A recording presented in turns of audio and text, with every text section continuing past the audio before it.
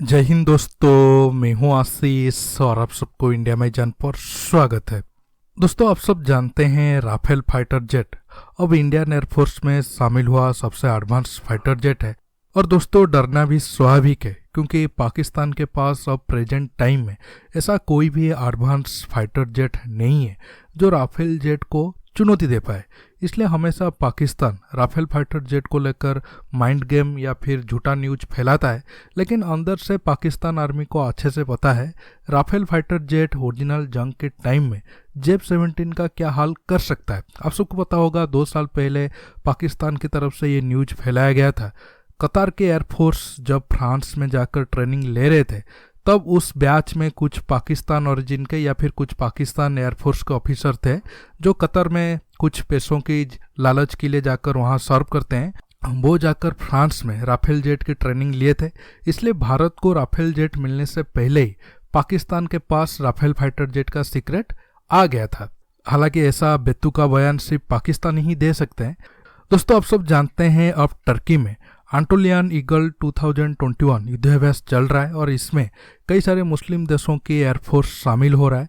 और इसमें कतर के 4 राफेल फाइटर जेट और अजरबैजान के 2 मिग-29 और पाकिस्तान के 5 जेफ-17 लड़ाकू विमान हिस्सा ले रहे हैं। ऐसे में पाकिस्तानियों का ये क्लेम है कि वो अब राफेल फाइटर जेट और मिग-29 के सामने जेफ-17 को उतारकर मतलब युद्धाभ्यास करके ये दोनों फाइटर जेट की काफ़ी कुछ सीक्रेट जान लेंगे, खासकर राफेल फाइटर जेट का। और जब ओरिजिनल टाइम में ज़रूरत होगी तो जेफ-17 आसानी से राफेल फाइटर जेट को मार गिरा देगा। दोस्तों, आज मैं आपको इस वीडियो में बताऊंगा पाकिस्तानी जो क्लेम कर रहे हैं उसमें कितना सच्चाई है। क्या राफेल और मिग-29 के साथ सिर्फ एक युद्धाभ्यास करके जेफ-17 को बढ़त मिल सकता है? दोस्तों, आप ये वीडियो को डिटेल्स में समझने के लिए आखिर तक ये वीडियो को देखते रहिए और ज़्यादा से ज़्यादा लाइक शेयर करना मत भूलिए। दोस्तों, पाकिस्तान की जेफ-17 ये मिलिट्री एक्सरसाइज करने के बाद उसे क्या फ़ायदा होगा या कुछ फ़ायदा नहीं होगा ये तो मैं बाद में बताऊंगा। पहले जानते हैं पाकिस्तान के पास अब जो प्रेजेंट टाइम है जेफ-17 ब्लॉक 1 और ब्लॉक 2 है, क्या वो राफेल को चुनौती दे पाएंगे? हालांकि अब पाकिस्तान जो टर्की में J5 जेफ-17 भेजा है वो ब्लॉक 2 वर्जन ही होगा। अब जानते हैं क्या पाकिस्तान का जेफ-17 ब्लॉक 2 राफेल के आगे टिक पाएगा?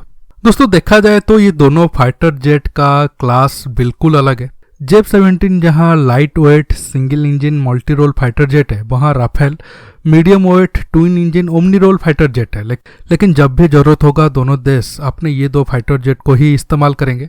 दोस्तों, कॉम्बैट रेंज की बात करें तो राफेल का ज़्यादा है। राफेल का जहां 1850 किलोमीटर है वहां जेफ-17 की सिर्फ 1350 किलोमीटर है। स्पीड की बात करें तो यहाँ भी राफेल जेफ-17 से कहीं आगे है। राफेल की मैक्सिमम स्पीड मैक 1.8 है, वहां जेफ-17 की स्पीड मैक 1.6 है। राफेल का सुपर क्रूज स्पीड तो मैक 1.4 है, मतलब मैक 1.4 से राफेल काफ़ी टाइम तक ज़्यादा फ्यूल कंजप्शन ना करते हुए सुपरसोनिक स्पीड में जा सकता है। लेकिन जेफ-17 में ऐसा कोई सुपर क्रूज टेक्नोलॉजी नहीं है।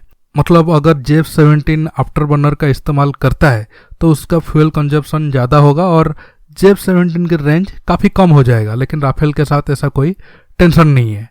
अब दोनों फाइटर जेट की इंजन की बात करते हैं। आप सब जानते हैं जेफ-17 में RD-93 इंजन इस्तेमाल होता है जो रशियन इंजन है और ये तकरीबन 84 किलोन्यूटन थ्रस्ट पैदा कर सकता है।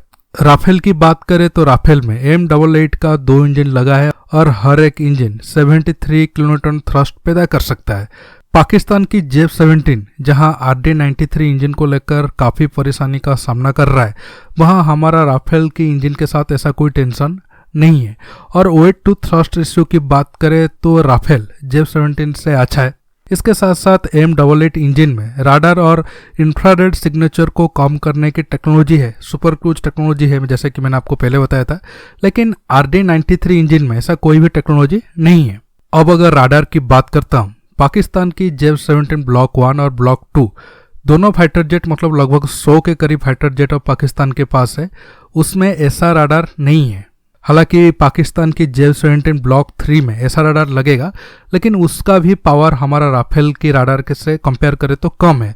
राफेल में RBE-2 ऐसा राडार लगने वाला है जिसका रेंज 200 किलोमीटर है और ये एक साथ 40 टारगेट को डिटेक्ट कर सकता है। सबसे बड़ी बात यह है कि जेफ-17 की राडार क्रॉस सेक्शन काफ़ी ज़्यादा है, तकरीबन 4 मीटर स्क्वायर के करीब, लेकिन राफेल की राडार क्रॉस सेक्शन बहुत कम है, 0.5 मीटर स्क्वायर के करीब। ऐसे में जेफ-17 आसानी से राफेल के राडार से पकड़ में आ जाएगा और राफेल काफ़ी दूर से ही जेफ-17 को मार गिरा देगा। अब मैं दोनों फाइटर जेट के ओपन पैकेज की बात करता हूं। देखिए, राफेल में बेहतरीन एयर टू एयर मिसाइल है, एयर टू ग्राउंड मिसाइल है, लेकिन पाकिस्तान के अब प्रेजेंट जेफ-17 में राफेल के कंपेयर में कोई भी मिसाइल या बॉम्ब नहीं है। जेफ-17 में अब PL-12 air to air missile लगा है, जिसका रेंज वही 70 से 100 किलोमीटर के बीच ही है। वो रसिया के R-77 का ही वर्जन है, लेकिन हमारा राफेल में लगा मीटर मिसाइल कितना ताकतवर है आप सब जानते हैं। उसका रेंज 150 किलोमीटर के करीब है। मतलब राफेल फाइटर जेट काफ़ी दूर से जेफ-17 को मार गिरा सकता है। मतलब जेफ-17 ब्लॉक 2 के पायलट को पता लगने से पहले ही राफेल आसानी से जेफ-17 को मारकर जमीन पर गिरा सकता है। दोस्तों, अब मैं MiG-29 की बात करता हूं। हालांकि अगर सब कुछ सही चलता रसिया के लिए तो जेफ-17 फाइटर जेट कभी भी नहीं बनता, क्योंकि आप सब जानते हैं पाकिस्तान का जेफ-17 MiG-33 का ही कॉपी है। इस लिहाज से एक तरह से MiG-29 का फैमिली का ही जेफ-17 है। मैं पहले से ही इस टॉपिक पर वीडियो बना चुका हूं, अगर आप नहीं देखे हो तो देख लीजिए, आपको नीचे लिंक में मिल जाएगा जेफ-17 को कैसे MiG-33 से कॉपी किया गया है।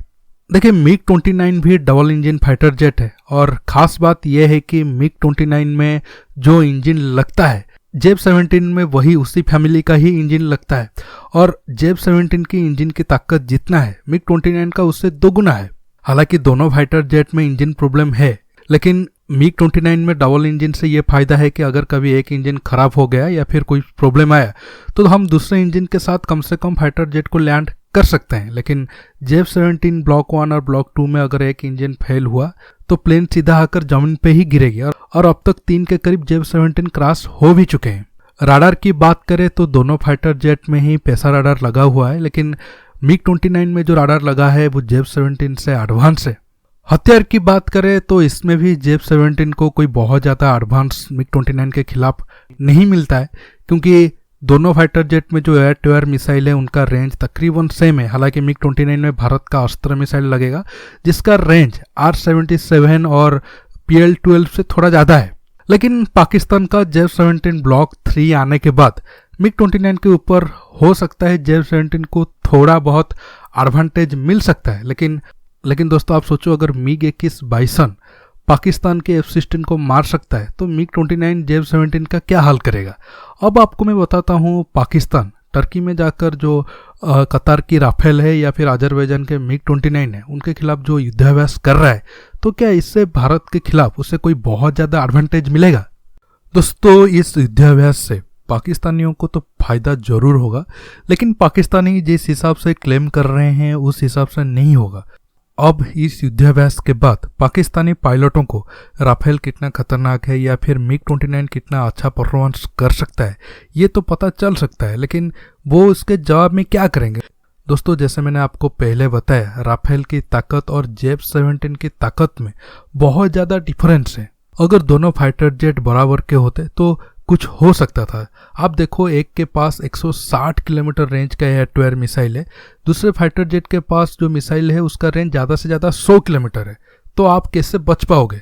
इसके साथ राफेल के लिए इलेक्ट्रॉनिक वारफेयर के लिए स्पेक्ट्रा जैसे सिस्टम है, जो जेफ-17 की राडार को धोखा देने के साथ साथ उसके मिसाइल को भी ब्लॉक कर सकता है। जेफ-17 के पास क्या ऐसा इलेक्ट्रॉनिक वारफेयर के लिए कोई सिस्टम है जो राफेल को मुश्किल में डाल सकता है। इसके साथ आप मुझे बताओ, पाकिस्तान में कौन सा ऐसा एरोस्पेस इंडस्ट्री स्ट्रांग है जो वो राफेल की ताकत जानने के बाद काउंटर मेजर के लिए कोई एडवांस सिस्टम बना सकते हैं, जैसे कि मीटर जैसा advance air to air missile या फिर स्पेक्ट्रा जैसे एडवांस इलेक्ट्रॉनिक वारफेयर सिस्टम या फिर एडवांस ऐसा राडार। क्या पाकिस्तान ऐसा कुछ बना सकता है? तो अगर पाकिस्तान राफेल के सीक्रेट जान भी लेंगे तो कौन सा आसमान टूट जाएगा।